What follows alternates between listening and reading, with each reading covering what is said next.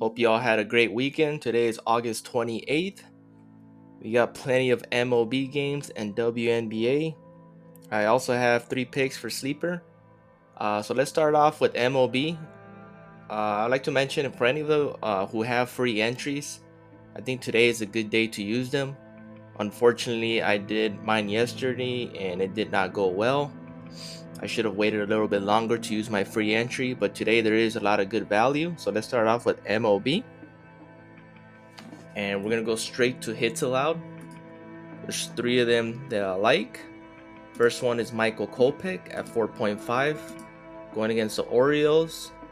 And then I have 2 other props that are at 4. I think it's way too low. They're giving them too much credit. Both of them are rookies. One of them is going against Oakland. The other one's going against the Reds. I think it's very too low. I see these getting bumped to 4.5, maybe 5 closer to game time. But I like these to go over. I think last time Brian Wolf faced the Oakland Athletics, he allowed 8 hits. So yeah, I have him at 4. Harrison's at 4. I have both of them over. Next ones is a strikeout prop, actually 2 strikeout props. But for these, there's 2 choices. First one is Chris Sale. His line should be at 5.5 still. Where is he at? Chris Sale, 5.5. Or you can take his MLB live prop, which is I think at a 3.5 for the first 3 innings. Chris Sale usually doesn't pitch more than, I say, 5 2/3, especially against the Astros. I think he went less than 6 innings against the Astros, and he had 9 strikeouts. So that's why I'm taking him over. Or you can take his MLB live prop. I like both of them. But for this one, I think he's gonna get about 6-7 strikeouts. And then my next one is obviously we're gonna go with the San Diego Padres ace. 7 strikeouts. Usually his lines somewhere around 8 or 8.5. I think it's a little bit too low. He is going against the Cardinals, but the Cardinals been struggling all season. You can also look at his MLB live prop. I think it's at 2.5 for the first 2 innings. But I'm gonna take his full game prop. I think he's gonna have more than 8 strikeouts. Good thing about Blake Snell, he is pitching deeper into the game, so it gives him more opportunity to strike out batters. So I have him going over. So these are the 5. Real confident in all 5 of these, especially the hits allowed. I think these are way too low. But yeah, those are the 5 I'm going with for MLB. As far as for WNBA,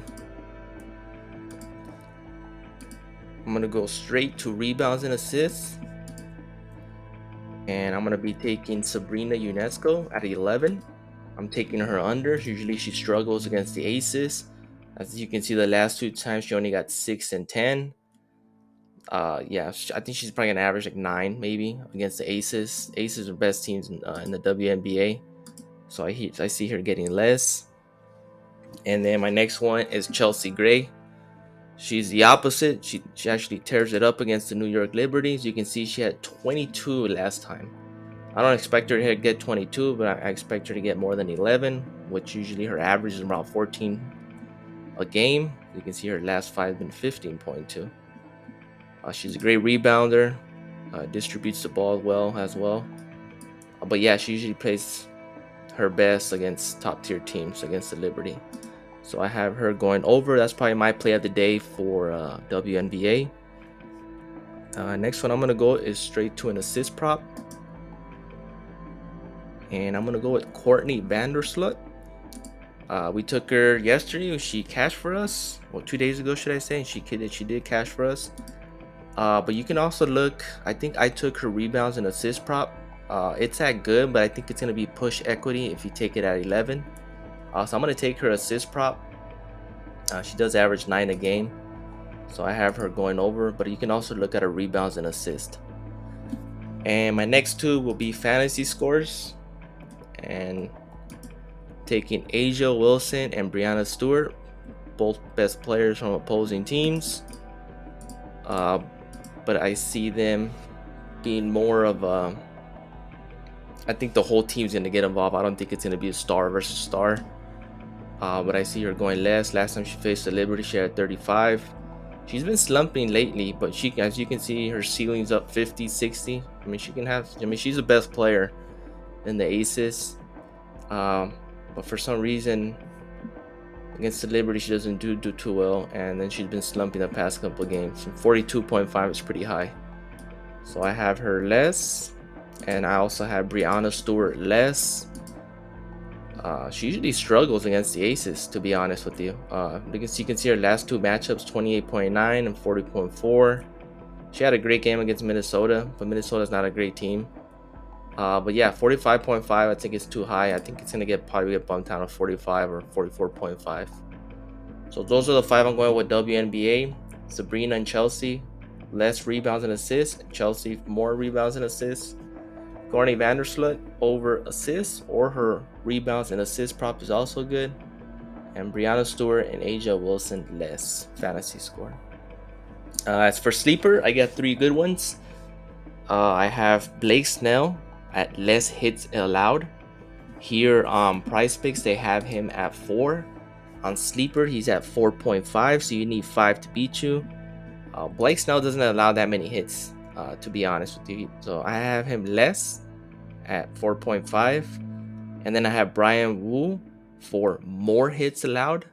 Here on Prize Picks, he's at 4. We took him over. Over there on sleeper, he's at 3.5, so that's great value. And I'm taking Kyle Mueller. As you can see here on Prize Picks, they don't even have him. But on sleeper, they have him. I'm taking more hits allowed.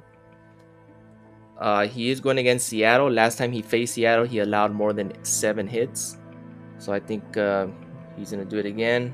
He's probably going to pitch a little bit better, but I still think, I don't think he's going to get a quality start. So those are my 3 picks for sleeper.